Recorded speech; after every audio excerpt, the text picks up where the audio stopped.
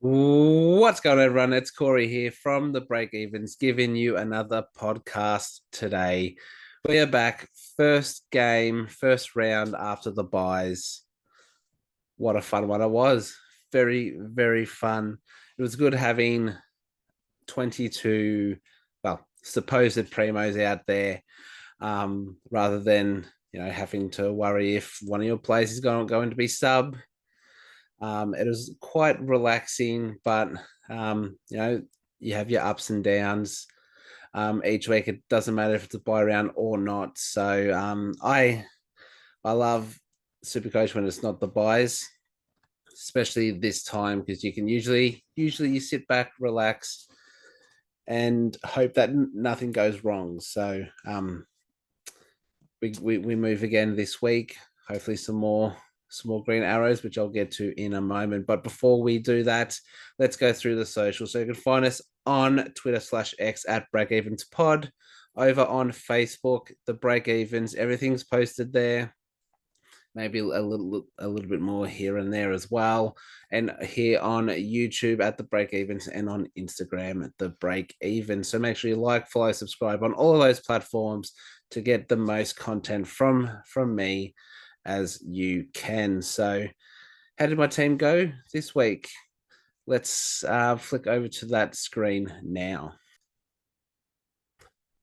2,364, pretty happy. Could have been a little bit more, depending on if I maximized my captain, which it looked like I was going to, but it didn't. So we'll get into that in a second. But green arrow, that's the main thing. It is a small one of 563 ranks. So 3,399, still aiming for top 1,000. Might be hard, but we're going to push. But yeah, 2,364, pretty happy. So I'll click over to my team just to show you how that all went. So this is how the team lined up and how they went. So starting in the back line, Nick Dacos 116.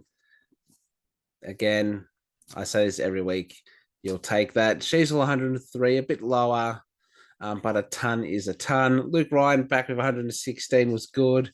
Jeremy McGovern 132. He finally tonned for my team. He does have the injury symbol though, but I've just checked and it was due to a hand injury that he strapped up. No breaks, no fractures. So he's a test to play this week, which is good. Hopefully he gets up because as you can see, I don't have a defender bench. So Ridley 63. Since Redmond's come back, we've seen a drop in scoring. So he's on the chopping block. Even though I just brought him in a couple of weeks ago, he's on the chopping block. Same with Nick Martin with a 75. You can see him in my side. The Essendon players didn't do well this week, but they play Collingwood, so there's a good chance they'll do well. Bond 157. For those who jumped on the VC, you'd be very happy. Aaron Goulden 95. He clawed it back. He was only on like 50 something at like 3/4 time, so he brought that back. Zachy Merritt 78 was underwhelming. Zach Butters 114. Very happy. Sammy Walsh 148. Absolutely smashed it. Jordan Dawson 94 is a bit annoying and a bit worrying. Tom Green back with 117 and Connor Rosie in with 103 and Brucey Reveal on 95 on the bench. I was so happy with that. And I was there going, who do I take out to bank that 95? And looking back, obviously Merritt and Dawson, but you're not really going to bench them for Reveal, are you? So that all worked out. What didn't work out was the ruck line, Gorn 79 and English 70, absolute killers. Sam Flanders 114, so he was on 91 at halftime, and I had him as captain. And I was like, we're looking good. It was 123 about halfway through the last quarter, and then just didn't touch it. And then went down 9 points. So yeah, that was slightly annoying because he could have easily scored 140. And as I said before, if I got my captain right, I would have scored 2-4. And unfortunately, my captain was killing it. just went quiet after half time. So Heaney 85 low game, but again, he's been so consistent for us this year. I'm fine with that. Zorko 115. I was happy to put the VC on him. Took a while to get going, but it was massive in the last quarter, and I feel like he probably should have scored a little bit more, but it is what it is. Isaac Rankin 121 absolutely smashed it. Zach Fisher was subbed on 83, tweaked his foot. Again, it says here the Kangas will put Fisher through a fitness test later this week, having been subbed out of last Saturday's loss to the Dogs. So he's a test. Hopefully he pulls through. Luke Jackson 72, frustrating. Again, he went quiet in the second half. That's 2 weeks in a row. And you got McMullen and Brown there as the bench guys. So trades. We look here. I've got 112K and 3 trades. So what do I do? What do I do? Let me go through what I'm thinking. So what to do? What to do? I have a few options. So I just got Ridley in. I can trade him out. So let's look at defenders, players I can afford. And we will sort by highest price just to make it easier. All right, Jack Sinclair could get him potentially. Tough run home though, so that is worrying. But 141 3-round average of a 5-round average of 125 looks very good. And by poor run home, this is what I mean. So season stats.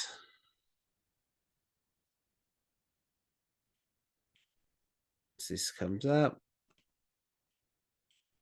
All right, so Sydney, tough one. Adelaide, West Coast, tough there. Essendon's 50-50.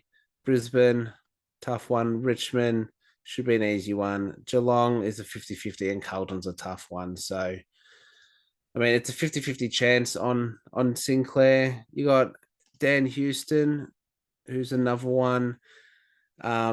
Who I was planning to get in around the buys, didn't, and I'm sort of glad. But you look at his next few weeks. So Doggies could score well there at Adelaide Oval, Gold Coast, Richmond, Carlton, Sydney, Melbourne, Adelaide, Freo. So you got like the next 3 weeks are decent, and then it's pretty tough there. Sicily, I'm not going to touch due to that shoulder. Daly, I don't like the look of Dale. Put Bailey Dale together. Let's have a look here at Maxi Holmes.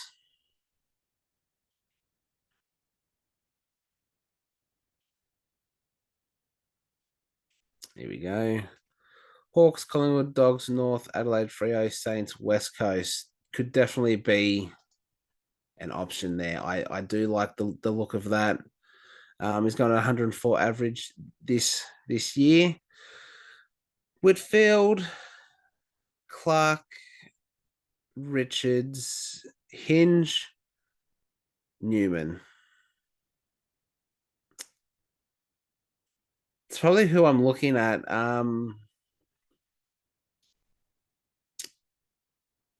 honestly thinking Dale, not Dale, Holmes. And probably between Richards and Clark. Clark, maybe. Let's have a look at Freo. So they got Richmond this week, Hawthorn the week after. Richmond Hawks, Melbourne, West Coast, Essendon. Yeah.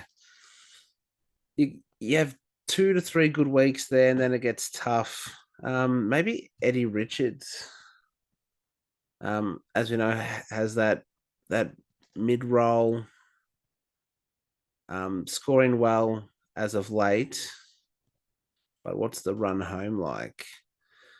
Port, Carlton, Geelong, Sydney, Melbourne, Adelaide. Yeah, that's tough. So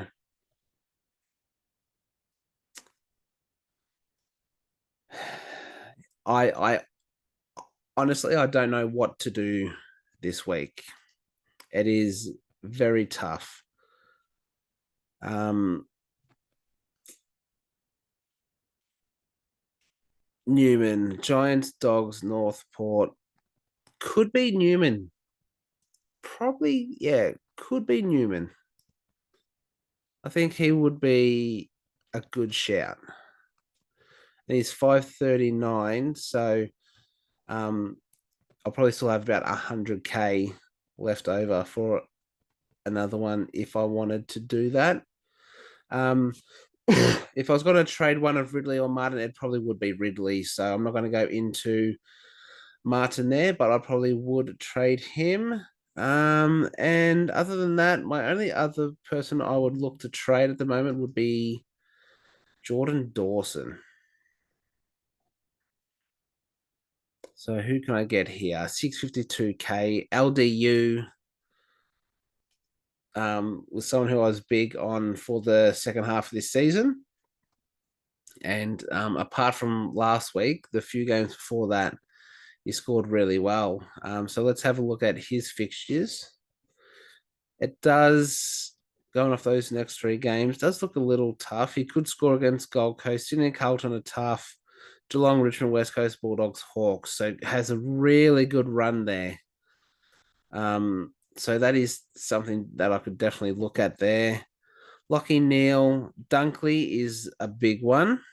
I know that the Lions have a great run home, and he has a break even of 52. So you could actually skyrocket in price. What's the run home? Adelaide, West Coast, Sydney, Tough, Gold Coast, Saints, GWS, Collingwood, Essendon. That could be the go. That could be the go. Trelaw, Will Day would be a pod.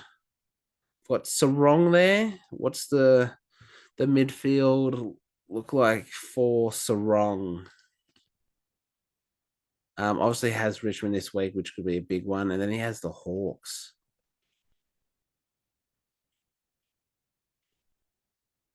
So let's have a look. Richmond, West Coast, Richmond, Hawthorn, Melbourne, they're being scored against. West Coast, Essendon, Geelong, GWS, Port. Jeez. And no one else I'd really look to get in. I think for me, it's between Dunkley and Holmes. And the way I'm looking at it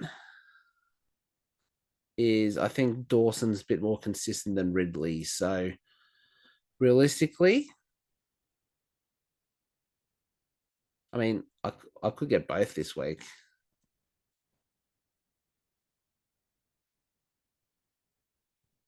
I could get both this week.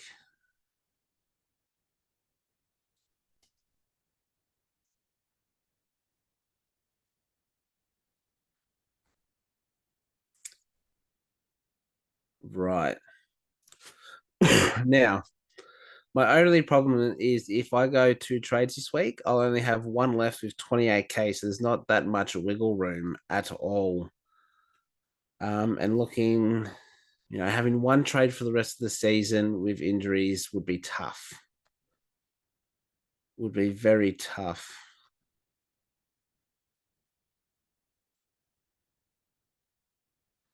Jeez, yeah.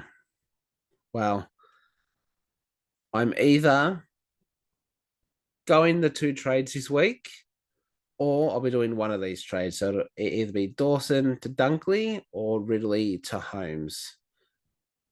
They would be my trades this week. I'm not going to confirm that yet, but that is potentially what I'm looking at. But actually, I'll confirm it here on the video, sort my team out with VCs and Cs, and then we can have a look at how my team is. So give me a second. I'll sort all of that out, and I'll be back in a second. All right, so this is how the team would look if I did those two trades. Not much has changed really, apart from those trades. Dacos will probably be my vice captain. It'll be between him and Merritt for the Friday night. I'll probably look to go Max Gawn as captain against West Coast. Could go again a Flanders against North. Butters or Bont. Or maybe even English if you want to really risk it on English against, on that Saturday. Holmes could do well against the Hawks. Tough matchup, Giants there. Freo, you could go Luke Ryan. Well, sorry, I could go Luke Ryan. Saint Sydney, you could do a Heaney. And then obviously you got Zorko and Dunkley there on the last game. So yeah, very, very tough. But that's what my team's going to look like. And just don't forget, Holmes could just be straight back to Ridley, or Dunkley could be straight back to Dawson.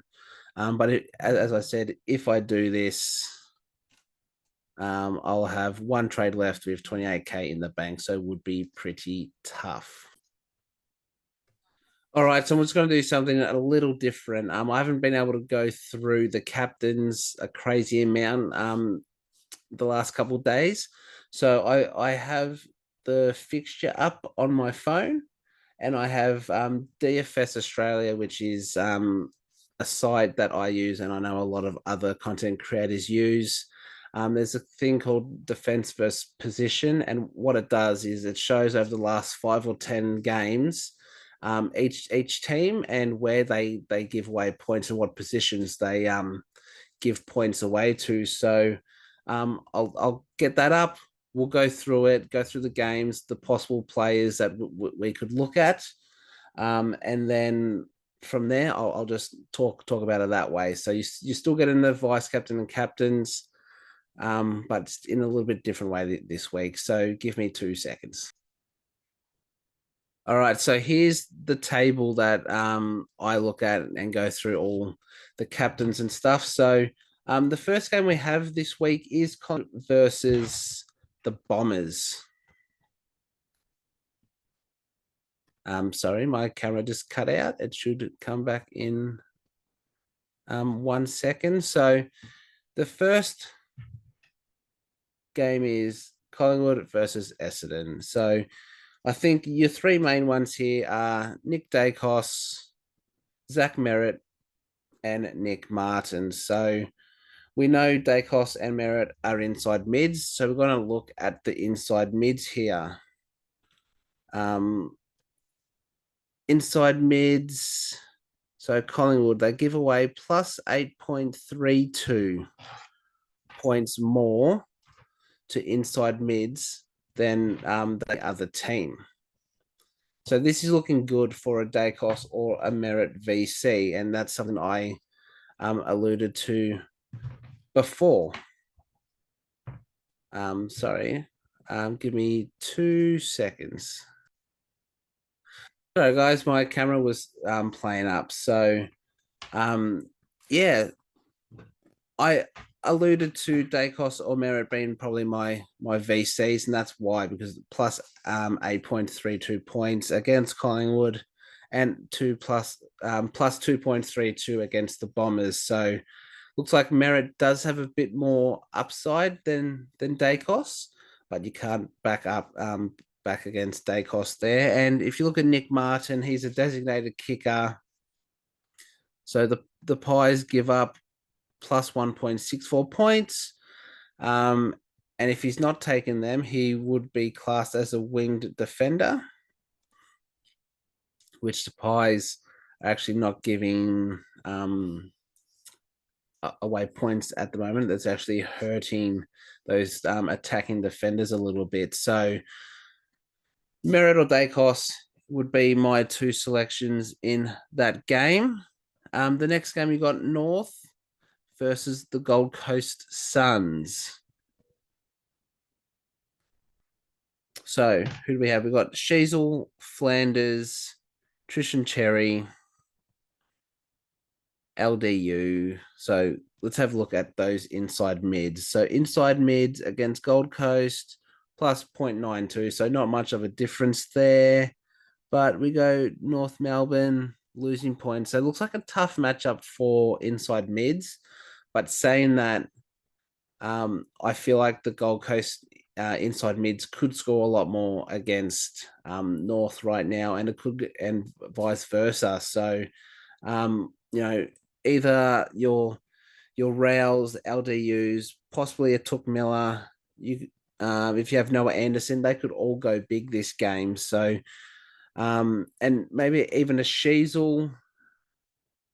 Sheasel could be a good one playing that mid time and pushing forward. I do want to have a look at your designated kickers because we have a couple here. So not good for Zach Fisher owners if you wanted to go Zach Fisher if he's playing, and not good for North Melbourne going off these stats in the last 5 Supercoach games. So what about the wing defenders? Gold Coast, not great.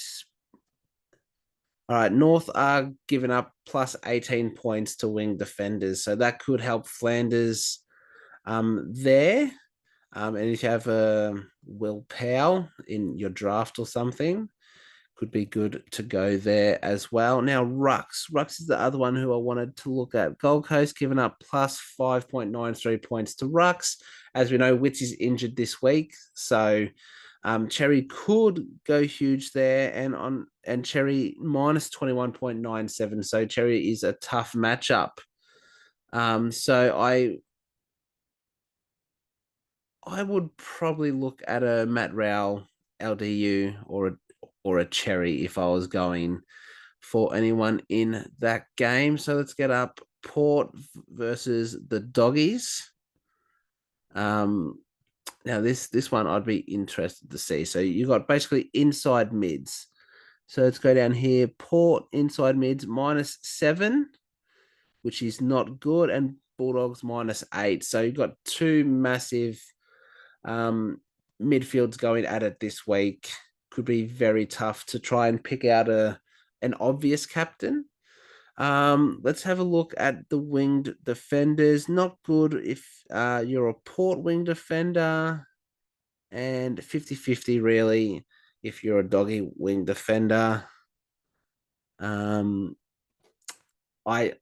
honestly don't see any obvious captain's options in this game, if I'm being completely honest. So I would probably stay clear of any Port or Bulldogs VCs or Cs. So let's go to the next game, which is Geelong versus the Hawks. Max Holmes, Dylan Moore, Will Day, and Tom Stewart would probably be the big ones. So inside mids against Hawthorn at the moment, -13 points, and Geelong around 50-50. So not great for inside mids. How about your winged defenders? +2 against Geelong and +1. So could be a wing defender sort of game in this one. I do want to look at Dylan Moore, though. He'd be classed as a general forward, give away 1.22. So, and general defender against Hawthorn, 0.77. So, again, I think that's another game where someone will go big, but it's not obvious who it is. So I would stay clear. And so we'll move on to the next game, which is the Giants versus the Blues. We'll go straight for inside mids. Not great against Carlton. -5 super coach points. And GWS is -4. So again, two big midfields going at it. One of them's going to pop off. What I did want to look at though is your winged defenders against Carlton -10, so not good for a Lockie Whitfield. And against GWS -2, -16 if you take kick-ins, +12 if you take kick-ins. So if you're probably got a Newman, um, but he has been sharing the kick-ins as of late. But if he takes plenty of kick-ins, he could be a chance there. But again, just another one of those tough games where there's just no one that is screaming out. So we're gonna have to go to the next game, which is Freo versus the Tigers, and I think we might find some in here. So Luke Ryan, Sarong, Jordan Clark would probably be the big three. So let's look at inside mids against Richmond, +6 super coach points. So Sarong is looking good there. All right, so we know that. Um,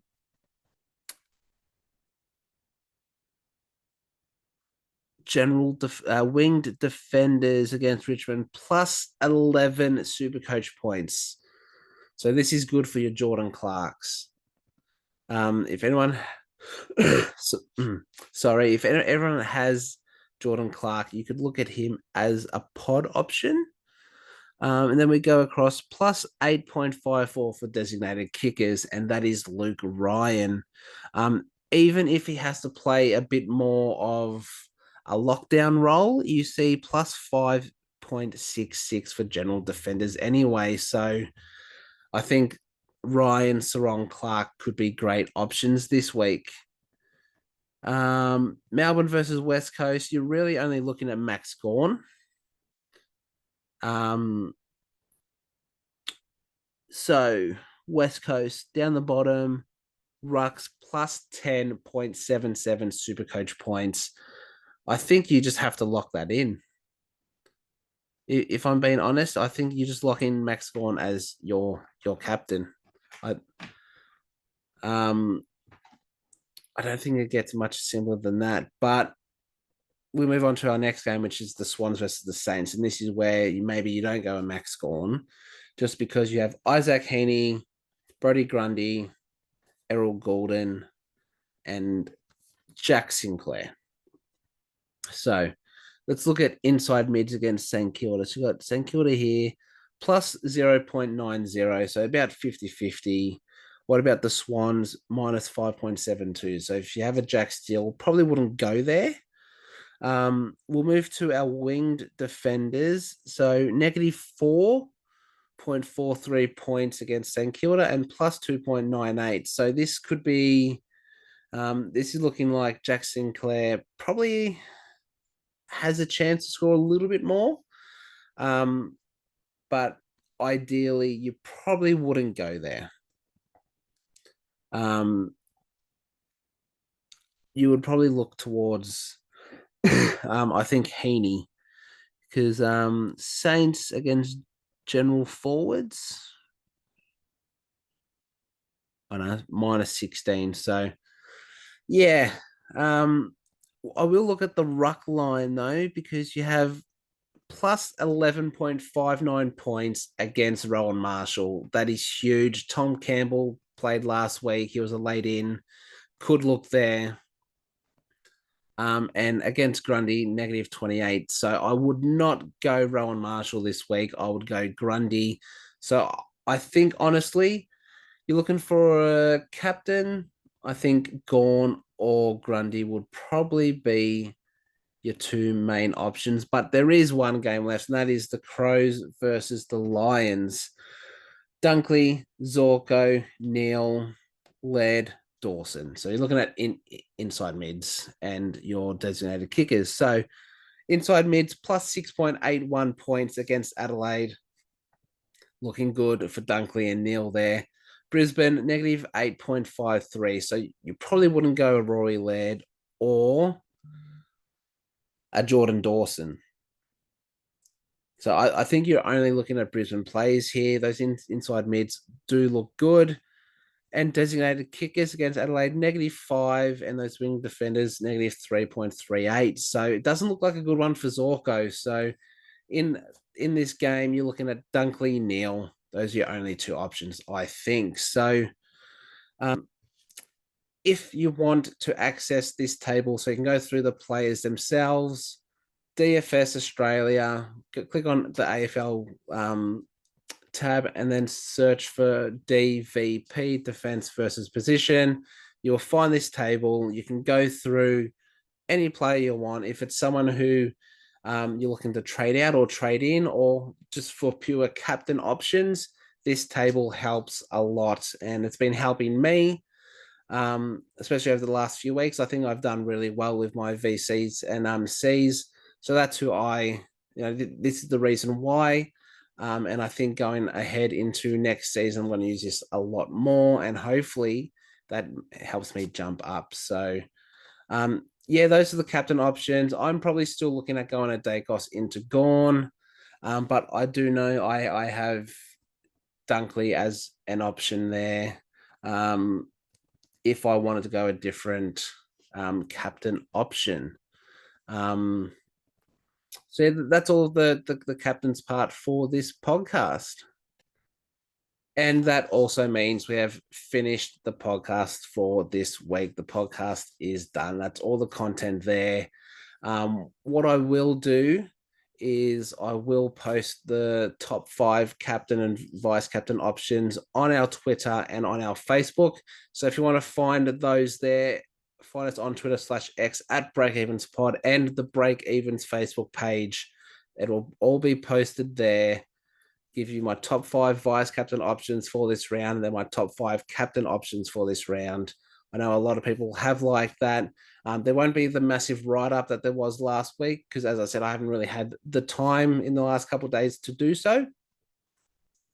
But I'm at least going to put those top 5 VC and Cs up there anyway. So hopefully you enjoyed the podcast.